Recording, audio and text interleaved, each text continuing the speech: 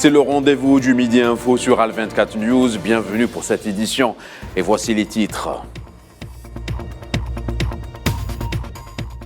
Toujours plus de lois liberticides à l'encontre des Palestiniens. Cette fois-ci, le Parlement sioniste s'attaque à l'éducation en adoptant une loi exigeant la conformité au programme sioniste pour l'octroi de permis de travail aux écoles. Le groupe algérien Sonatrach poursuit son engagement en faveur de l'intégration industrielle locale. Il s'associe au groupe brésilien WEG pour la fabrication locale d'équipements. Actualité continentale au Sénégal, le président Macky Sall persiste et signe. Son gouvernement va garantir les élections pacifiques, libres et transparentes pour l'année prochaine.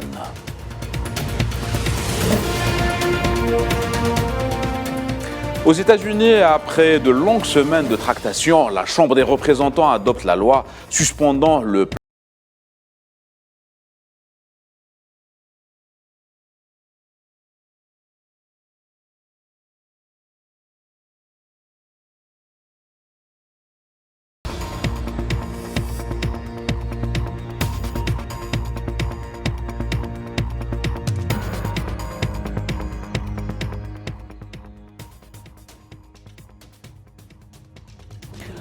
Voilà pour les titres. Bonjour à tous. On entame cette édition par l'actualité dans les territoires occupés de la Palestine. L'Assemblée générale du Parlement de l'occupation a approuvé 2 projets de loi visant à renforcer le contrôle des écoles et des enseignants de la communauté palestinienne dans les territoires de 1948. Des restrictions qui s'ajoutent aux campagnes d'arrestation et d'incursion menées à l'égard des Palestiniens dans plusieurs villes du territoire. Le point avec Souila Kilal. 2 projets de loi visant à renforcer le contrôle des écoles et des enseignants de la communauté palestinienne dans les territoires de 48 ont été approuvés en lecture préliminaire par le Parlement sioniste. L'un des 2 projets de loi a été présenté par le parti Likoud, qui a exigé que l'octroi de permis de travail aux écoles soit rendu conforme au programme sioniste. Le projet de loi, qui a été introduit en tant qu'amendement à la loi sur la supervision des écoles, a été soutenu par 45 membres du Parlement et opposé par 25 membres. Il vise à obliger le ministère de l'Éducation à vérifier les antécédents de tout candidat palestinien à un poste d'enseignant et exige l'octroi d'une licence d'enseignement. L'autre projet de loi déposé par le parti de Ben Gvir prévoit la formation d'une commission autorisant le licenciement d'enseignants présumés soutenir le terrorisme ou appartenir à une organisation terroriste. Cela n'est autre, bien sûr, que la définition sioniste des activités pacifiques contre l'occupation et ses pratiques. Ces lois racistes visent à légitimer les persécutions à l'encontre des Palestiniens et permettre de manipuler les générations. La tyrannie sioniste ne s'arrête pas là. Ce jeudi, les forces d'occupation ont arrêté 38 citoyens de différentes localités de Cisjordanie occupées, dont 23 de Beit Lahm. En recourant toujours aux mêmes méthodes, attaque des habitations et destruction du mobilier, intimidation et agression arbitraire, avec utilisation de gaz lacrymogène et tirs à balles réelles.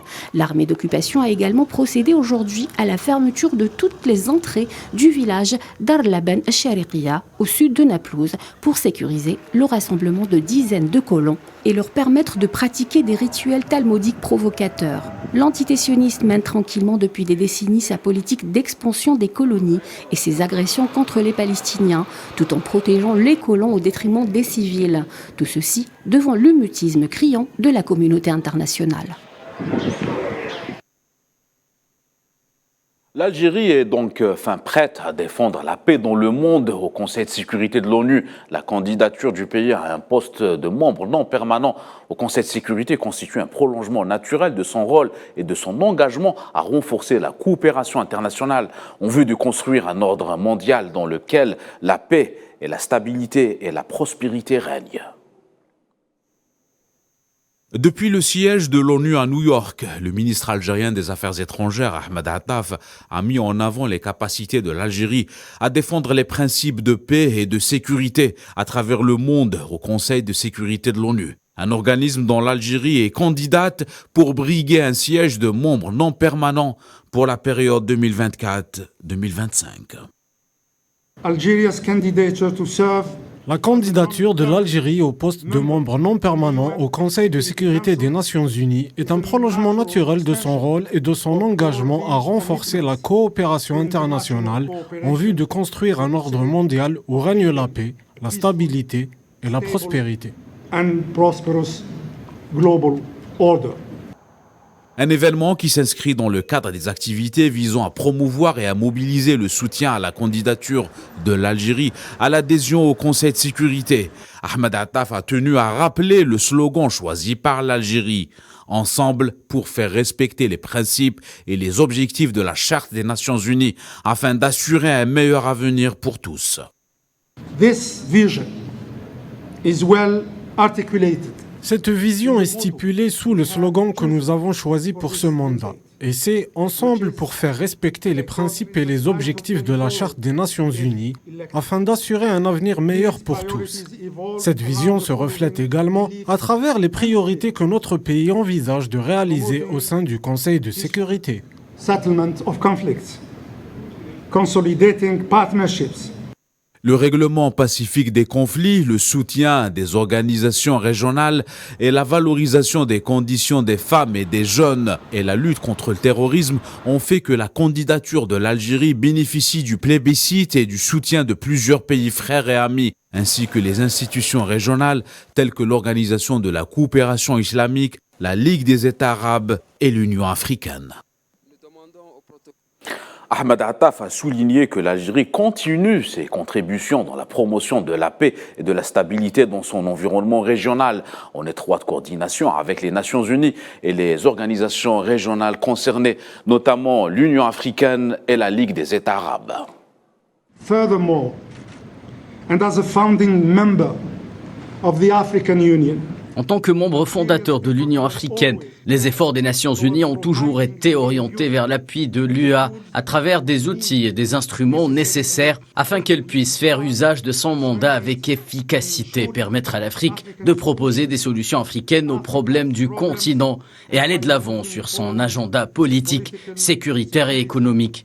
Et dans ce sens, l'Algérie poursuit sa médiation pour mettre fin aux crises, notamment au Mali, où mon pays mène l'opération de paix et de sécurité, tout comme il œuvre à mettre en œuvre les efforts de lutte contre le terrorisme. Le président algérien Abdelmadjid Tebboune s'est entretenu avec son homologue turc Recep Tayyip Erdogan, récemment réélu. Le chef de l'État algérien a renouvelé ses félicitations en son nom et au nom du peuple algérien. De son côté, le président turc lui a adressé une invitation officielle pour la cérémonie d'investiture.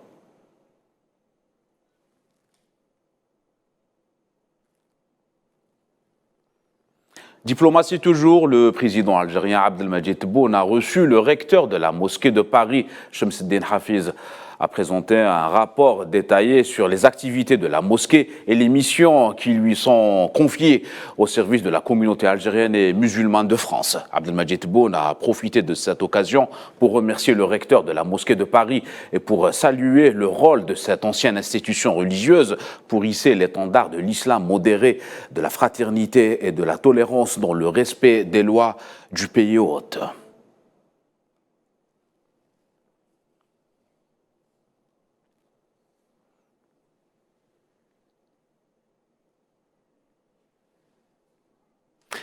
Le chef de l'État algérien a par ailleurs reçu une lettre du président palestinien Mahmoud Abbas que lui a remis l'ambassadeur de l'État de Palestine en Algérie, Faiz Mohamed Mahmoud Abou Aïta, en présence du directeur du bureau de la présidence de la République, Nadir Larbaoui.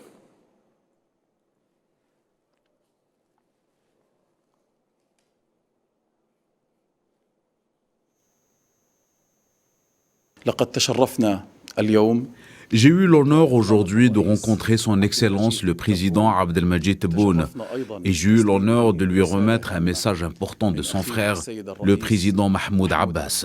Ce message confirme la profondeur de la relation algéro-palestinienne et l'intérêt palestinien à consolider les liens de cette relation en raison du rôle important, grand et majeur joué par l'Algérie au niveau arabe et international et pour tout ce que fait l'Algérie afin de servir et soutenir la cause palestinienne. Un grand merci de la part de M. le Président Mahmoud Abbas pour ce que l'Algérie a fait en commémorant la Nakba palestinienne, pour confirmer la réfutation du récit sioniste et exposer les crimes commis par les bandes sionistes à l'encontre du peuple palestinien. Nous vous le disons en titre, la Sonatrach et le groupe brésilien WEG SA, l'un des plus importants fournisseurs de moteurs électriques dans le monde, ont signé un protocole d'accord visant à renforcer la coopération entre les deux sociétés. Cette coopération va favoriser les perspectives d'échange, d'expertise et d'expérience en matière d'amélioration des performances et de maîtrise technologique des installations du groupe Sonatrach, à travers une vision de partenariat gagnant-gagnant.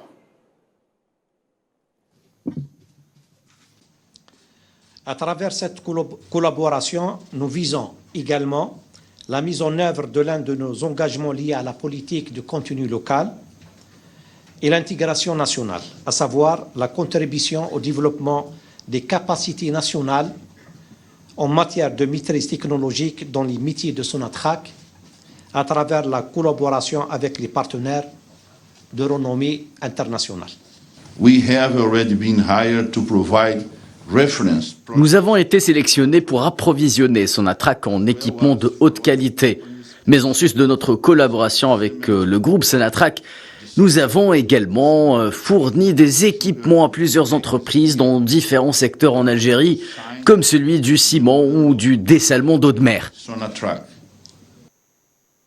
L'actualité au Sénégal, le président Macky Sall opte pour un dialogue national visant à faire atténuer les tensions politiques dans le pays, et ce à 9 mois de l'élection présidentielle prévue pour 2024. Pour Macky Sall, le maintien des institutions de l'État est nécessaire pour la protection de la nation. Le point avec Naïla Aït-Hamouda. Le dialogue national au Sénégal voulu par le président Macky Sall s'est ouvert à 9 mois de la présidentielle du 25 février 2024. Le chef de l'État sénégalais maintient le suspense sur une éventuelle 3e candidature. Une question qui fait polémique au vu de la limitation de mandat prévue par la Constitution.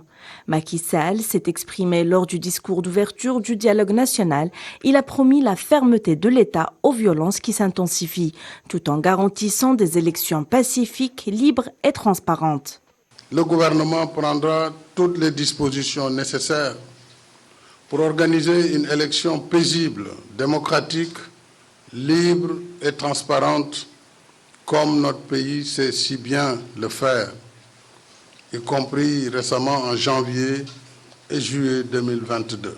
Sur le volet dialogue politique, je vous recommande de mener les concertations de façon à consolider nos acquis démocratiques par de nouveaux consensus sur le code électoral, le processus électoral et les droits civiques et politiques.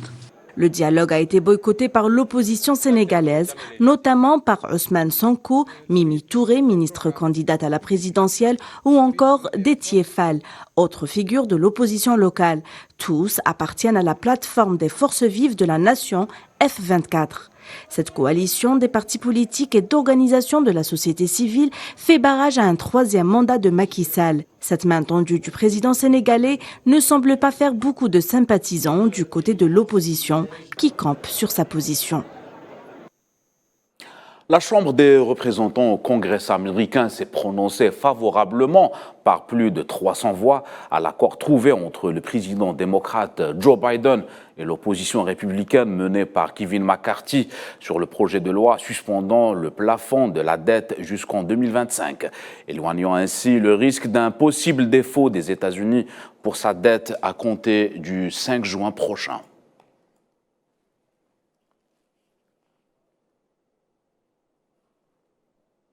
Voilà pour l'essentiel de l'information pour ce Midi Info. L'actualité continue sur Al 24 News. Excellent après-midi à tous.